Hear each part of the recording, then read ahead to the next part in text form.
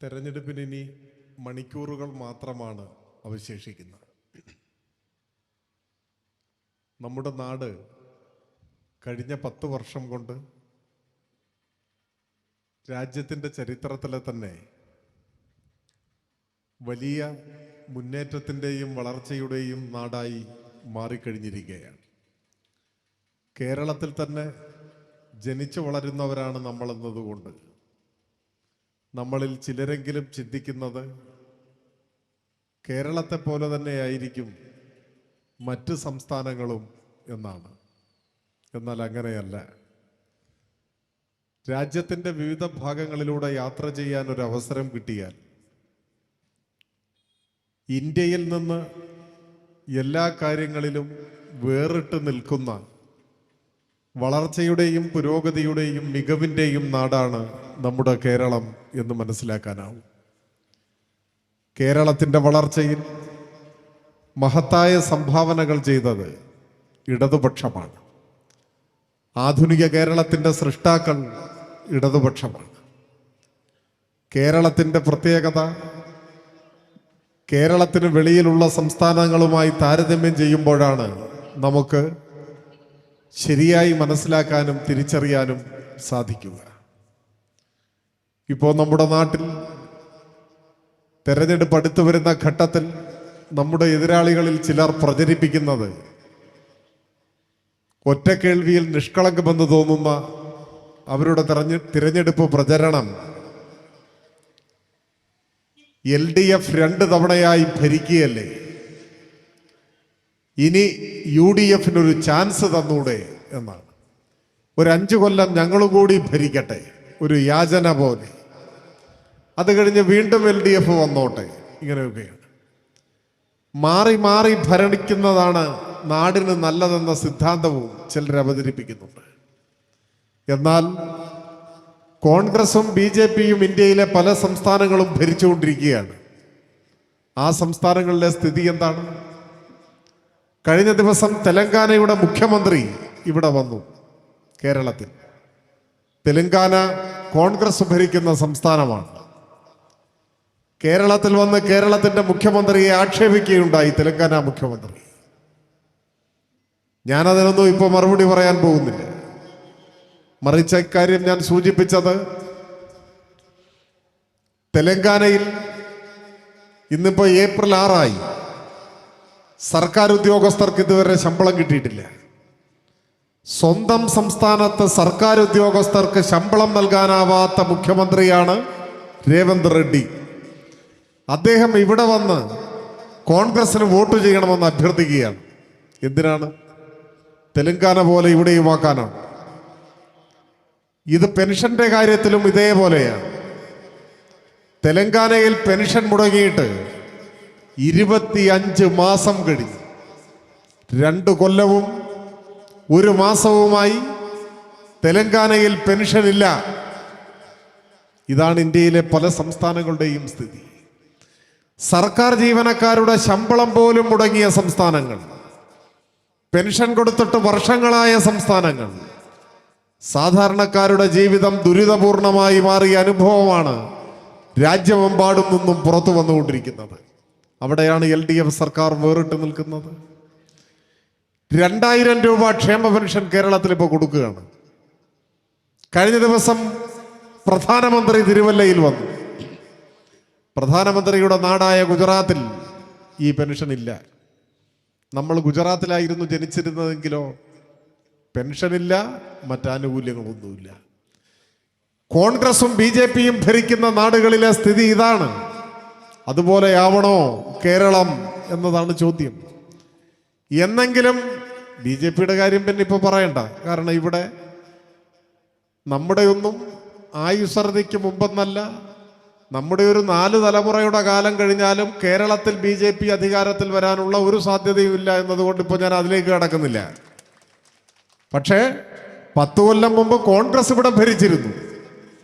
ഈ തെരഞ്ഞെടുപ്പിന്റെ കാര്യം വിടൂ. ഭാവിയിൽ ഏതെങ്കിലും ഒരു തെരഞ്ഞെടുപ്പിൽ കോൺഗ്രസ് കേരളത്തിൽ അധികാരത്തിൽ വന്നാൽ അന്ന് നിൽക്കും പെൻഷൻ. നിങ്ങൾ എഴുതി വെച്ചോ, അന്ന് നിൽക്കും പെൻഷൻ. അന്ന് ഭവന പദ്ധതി ഉണ്ടാവില്ല. MM ഹസൻ എന്ന കോൺഗ്രസിന്റെ സീനിയർ നേതാവ് കുറച്ചുനാൾ മുൻപ് പരസ്യമായി പറഞ്ഞു, കോൺഗ്രസ് അധികാരത്തിൽ വന്നാൽ ലൈഫ് പദ്ധതി പിരിച്ചുവിടും, അവസാനിപ്പിക്കും. എന്താണ് ലൈഫ് പദ്ധതി? 5 ലക്ഷത്തിൽ പരം ആളുകൾക്ക് വീട് നൽകി കഴിഞ്ഞു ഈ കേരളത്തിൽ. ഒരു സർവകാല റെക്കോർഡാണ്.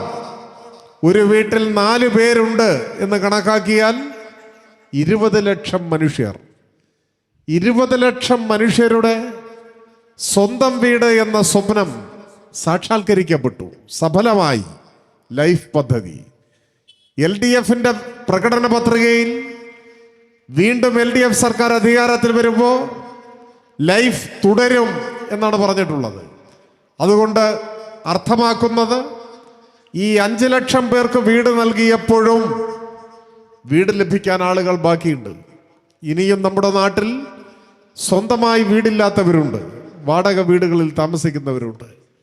അപ്പോൾ ഇപ്പോൾ LDF കണക്കാക്കുന്നത് ഈ തിരഞ്ഞെടുപ്പിൽ വീണ്ടും ജനങ്ങൾ അധികാരത്തിലേക്ക് തിരഞ്ഞെടുക്കുമ്പോൾ ഇപ്പോൾ വീടില്ലാത്ത ബാക്കി മുഴുവൻ ആളുകൾക്കും വീട് നൽകണം എന്നാണ്. സമ്പൂർണ്ണ പാർപ്പിട പദ്ധതി. നമ്മൾ അധികാരത്തിലിരിക്കുമ്പോൾ വീടില്ലാത്ത ഒരൊറ്റയാൾ പോലും ഈ കേരളത്തിൽ ഉണ്ടാവരുത് എന്നതാണ് നമ്മുടെ കാഴ്ചപ്പാട്. അപ്പോൾ MM ഹസൻ പറയാണ്, ഈ പദ്ധതി തന്നെ അവസാനിപ്പിക്കും. അങ്ങനെ വേണോ? വീടില്ലാത്തവർക്ക് വീട് കിട്ടാത്ത, പെൻഷൻ മുടങ്ങിപ്പോകുന്ന, പവർ കട്ടും ലോഡ് ഷെഡിങ്ങും തിരികെ വരുന്ന, PSC വഴിയുള്ള നിയമനങ്ങൾ മരവിപ്പിക്കുന്ന, എല്ലാ രംഗത്തും തകർന്ന് തരിപ്പണമാവുന്ന ഒരു കേരളമായി ഈ കേരളം മാറണോ എന്നതാണ് ചോദ്യം. ഒപ്പം തെരഞ്ഞെടുപ്പിൽ വിധി എഴുതുന്നതിന് മണിക്കൂറുകൾ മാത്രം ബാക്കി നിൽക്കെ ഇപ്പോൾ കേരളത്തിലെ ഏറ്റവും വലിയ ചർച്ചാ വിഷയവും മറന്നുപോകരുത്. ഒരു കൊള്ളയെക്കുറിച്ചാണ്. ചരിത്രത്തിലെ ഏറ്റവും വലിയ കൊള്ള. ഞാൻ വിശദീകരിക്കേണ്ട കാര്യമൊന്നുമില്ല. വയനാടിലെ മഹാദുരന്തം ഇപ്പോൾ ഏതാനും 2-3 മാസം കൂടി കഴിഞ്ഞാൽ 2 വർഷം തികയും. കേരളത്തിൻ്റെ ചരിത്രത്തിൽ ഇങ്ങനെ ഒരു ദുരന്തം ഉണ്ടായിട്ടില്ല. കണ്ണടച്ചു തുറക്കുന്ന നേരം കൊണ്ടൊരു നാട് ഇല്ലാതെയായി, ഒരു നാടില്ലാതായി. മലയിടിഞ്ഞ് ഉരുൾപൊട്ടി നൂറുകണക്കിന് ആളുകൾ മരിച്ചു. അതിൽ പലരുടെയും ശവശരീരങ്ങൾ ഇപ്പോഴും കിട്ടിയിട്ടില്ല. ചാലിയാർ പുഴയിലൂടെ മരിച്ചവരുടെ മൃതശരീരങ്ങൾ അനാഥമായി ഒഴുകി നടന്നു. ചതഞ്ഞരഞ്ഞ മൃതശരീരങ്ങൾ, ശരീരഭാഗങ്ങൾ, ശരീരത്തിൽ നിന്നും വേറിട്ടു പോയ കൈ, കാല്, അറ്റുപോയ ശിരസ്, തലയറ്റ ശരീരം, ഇന്നുവരെ മലയാളി കണ്ടിട്ടില്ലാത്ത, ഏതൊരു ശിലാഹൃദയന്റെയും കരളലിയിക്കുന്ന, അങ്ങേയറ്റം വേദനിപ്പിക്കുന്ന ദൃശ്യങ്ങൾ. ഇന്നുവരെ അങ്ങനെ ഒരു അനുഭവം നമുക്കുണ്ടായിട്ടില്ല. നാടാകെ അവിടെ ഒഴുകിയെത്തി. ആ നാട് പുനർനിർമ്മിക്കാൻ, അവശേഷിക്കുന്ന മനുഷ്യരെ സഹായിക്കാൻ അവിടെ അഭിപ്രായ വ്യത്യാസങ്ങളൊന്നും ബാധകമല്ല. പക്ഷെ ആ സമയത്ത് ചാടി ഇറങ്ങി പിരിവ് തുടങ്ങുകയാണ് ചെയ്തത് കോൺഗ്രസ്. നമ്മൾ കരുതി ബാധിതരായ ജനങ്ങളെ സഹായിക്കാനാവും. അങ്ങനെയല്ലേ ചിന്തിക്കാൻ പറ്റും.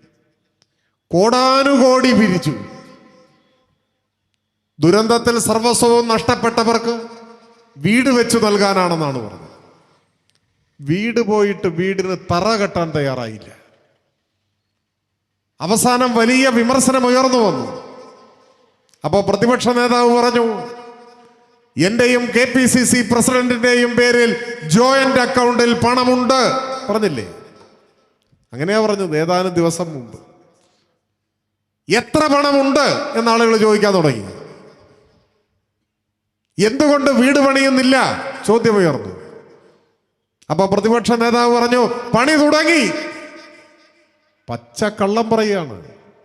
പ്രതിപക്ഷ നേതാവ് നുണ പറഞ്ഞു എന്നിനി ആരും പറയേണ്ട കാര്യമില്ല. പ്രതിപക്ഷ നേതാവ് പറഞ്ഞു എന്ന് പറഞ്ഞാൽ മതി. നുണയല്ലാതെ വേറെ ഒന്നും പറയുന്നില്ല. പറഞ്ഞ് അദ്ദേഹത്തിന് ഇപ്പോ അബദ്ധത്തിൽ പോലും ഒരു സത്യം പറയാൻ കഴിയാതെ പോകുന്നു. ഇതാദ്യമായിട്ട് സംഭവിക്കുന്ന ഒരു പ്രതിഭാസമാണ്. അബദ്ധത്തിൽ പോലും സത്യം പറയാൻ കഴിയുന്നില്ല അദ്ദേഹത്തിന്. അതൊരു ശീലമായിട്ട് മാറി. അവിടെ പണി നടക്കുന്നു എന്ന് പറയുന്നു. പത്രപ്രവർത്തകർ അവിടെ പോയി നോക്കി. അവിടെ പണി നടക്കുകയല്ല, പണി ഇരിക്കുകയാണ്. ഒന്നും നടക്കുന്നില്ല. അവസാനം കണക്ക് പുറത്തുവിടണമെന്ന ആക്ഷേപം, വിമർശനം ഉയർന്നു വന്നു. ജോയിന്റ് അക്കൗണ്ടിൽ പണമുണ്ടെന്ന് പറഞ്ഞിട്ട് പിറ്റേന്ന് KPCC പ്രസിഡന്റ് ഗത്യന്തരമില്ലാതെ ഒരു കണക്ക് പുറത്തു വിട്ടു. അതൊരു തട്ടിക്കൂട്ടിയ കള്ളക്കണക്കാണ്. അത് പ്രകാരം ആകെ 5 കോടിയാ പോലും പിരിച്ചത്. അത് ചെലവായി പോയി, ഇനി പൈസ ഒന്നും ബാക്കിയില്ല എന്ന് പറഞ്ഞു. പിന്നെ അക്കൗണ്ടിൽ എന്തോ ഉണ്ടെന്നാണ് ഈ പറഞ്ഞത് ജനങ്ങളോട്. ചെലവായി പോയതല്ല, ചെലവായില് പോയതാണ്. അതാരുടെയൊക്കെയാണെന്ന് ഇപ്പോൾ കേരളത്തിലെ ജനങ്ങൾക്കറിയാം.